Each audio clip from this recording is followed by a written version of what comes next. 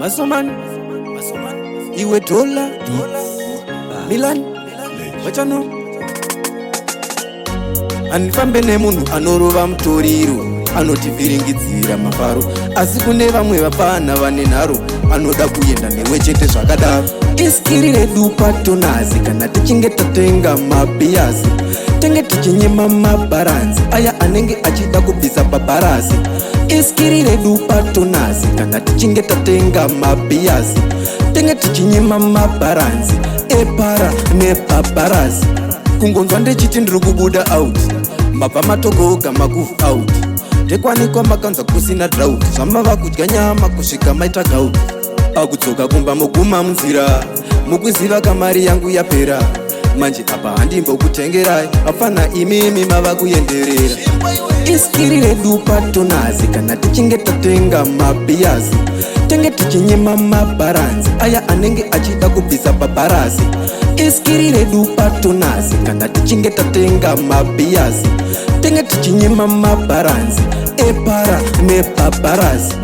Anifambe nemunhu anorova mutoriro, anotivhiringidzira mafaro. Asi kune vamwe vapana vane nharo, anoda kuenda newe chete zvakadaro. Unovanzwa vachiti handimwe gondo, ndinoda rinotangira papondo. Kumafaro kwacho vanokonzeresa hondo, unozonzwa arova munhu nesana. Iskiri redu patonazi, kana tichinge tatenga mabhiyazi, tenge tichinyema mabharanzi, aya anenge achida kubvisa pabharazi. Iskiri redu patonazi, kana tichinge tatenga mabhiyazi, tenge tichinyema mabharanzi, epara nepabharazi. Kungonzwa ndechiti ndiri kubuda out, mabva matogoga makuvu out, ndekwanikwa makanza kusina drought, zvamava kudya nyama kusvika maita gout. Pakudzoka kumba moguma munzira, mukuziva kamari yangu yapera, manje apa handimbokutengerai, hapana imimi mava kuenderera. Iskiri redu patonazi, kana tichinge tatenga mabhiyazi, tenge tichinyema mabharanzi, aya anenge achida kubvisa pabharazi. Iskiri redu patonazi, kana tichinge tatenga mabhiyazi, tenge tichinyema mabharanzi, epara nepabharazi. Iskiri redu patonazi, kana tichinge tatenga mabhiyazi, tenge tichinyema mabharanzi, aya anenge achida kubvisa pabharazi.